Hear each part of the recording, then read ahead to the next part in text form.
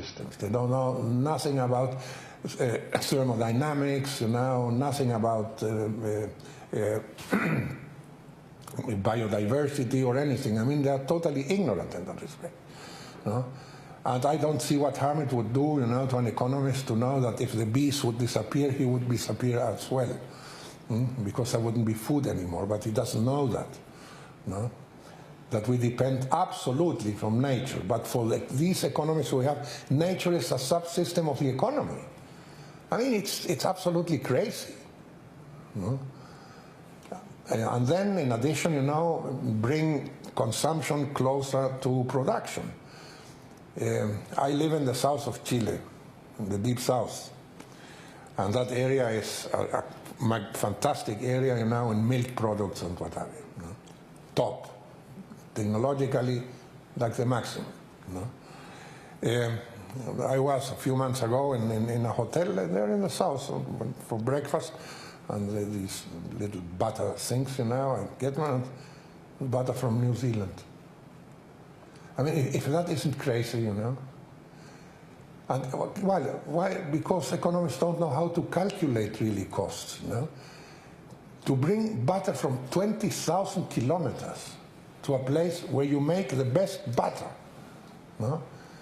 under the argument that it was cheaper, is a colossal stupidity, because they don't take into consideration what is the impact of 20,000 kilometers of transport, what is the impact on the environment of that transportation, and all those things. And in addition, I mean, it's cheaper because it's subsidized.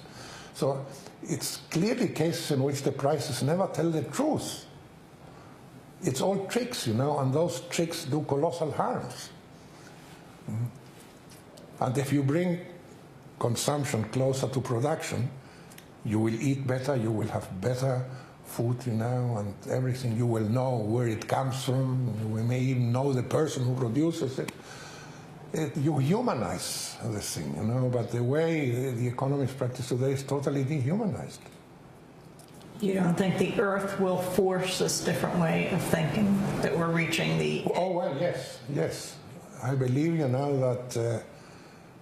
well, there are some important scientists that already are saying and believe, I have not reached that point yet, but some believe, and state that it's definite. We are finished. We are finished. In a few more decades, I mean, there will be no humanity anymore. I don't think we have reached that point but I believe that we are pretty close to it. Others say that we already crossed and it's irreversible. And if you look at it and what is happening everywhere, I mean, it's quite frightening. How the amount of catastrophes are increasing all over the place. In all manifestations, storms, earthquakes volcanoes erupting. I mean, the amount of events is growing dramatically. I mean, it's really frightening. So, and we continue with the same. What have you learned that gives you hope in the poor communities that you've worked in and lived in? Solidarity of people, respect for the others, mutual aid, no greed. I mean, that is a value that is absent in poverty. And you would be inclined to say that it should be more there than elsewhere, that greed should be of people who have nothing. No. Quite the contrary. The more you have, the more greedy you become. And all this crisis is the product of greed. Greed is the dominant value today in the world. And as long as that persists, well, we are done. And if you're teaching young economists the principles you would teach them, The principles of and economics, how it should be, are based in 5 postulates and 1 fundamental value principle. 1, the economy is to serve the people and not the people to serve the economy. 2, development is about people and not about objects. 3, growth is not the same as development, and development does not necessarily require growth. 4, no economy is possible in the absence of ecosystem services. 5, the economy is a subsystem of a larger finite system, the biosphere, hence permanent growth is impossible. And the fundamental value to sustain a new economy should be that no economic interest under no circumstance can be above the reverence of life. Explain that further. Nothing can be more important than life. And I say life, not human beings, because for me the center is the miracle of life in all its manifestations. No? But if there is an economic interest, I mean, you forget about life.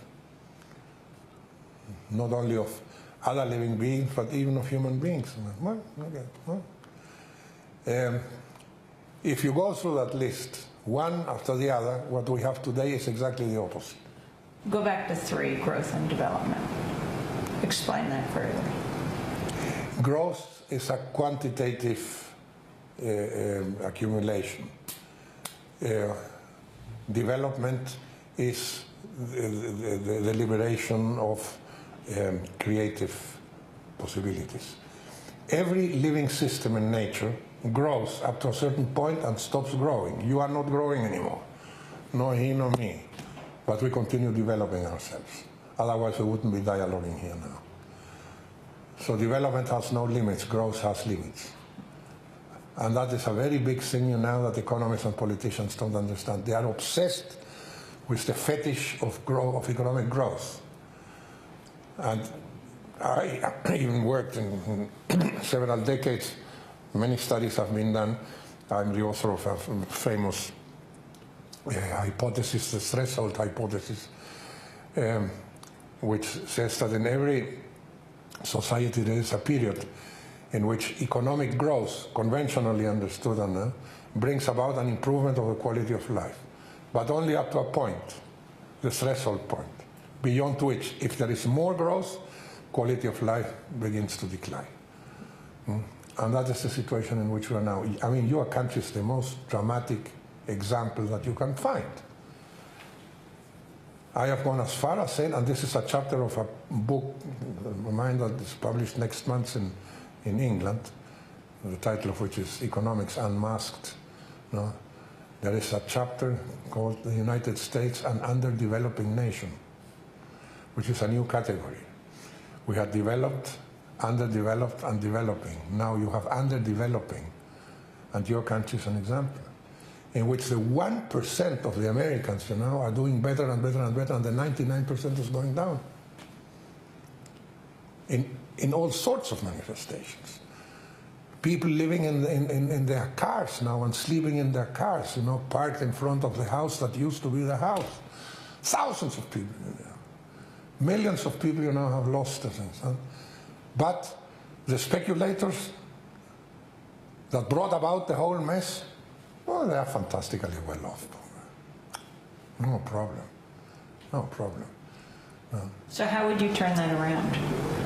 Well, I don't know how to turn it around. I mean, it will turn around itself, in catastrophic manners. I mean, I don't understand how there isn't... millions of people can all of a sudden go out in the street in the United States and begin destroying things. I don't know. That may perfectly happen. No? The situation is absolutely dramatic. Absolutely dramatic. And it is supposed to be the most powerful country in the world, and so on. And even in those conditions, they continue with those stupid wars, and spend more millions and trillions. $13 trillion for the speculators, not 1 cent for the people who lost their homes. I mean, what kind of logic is that? Acclaimed Chilean economist Manfred Max-Neef, Right Livelihood laureate. I spoke to him in Bonn, Germany last week. Among his books, Outside Looking In, Experiences in Barefoot Economics.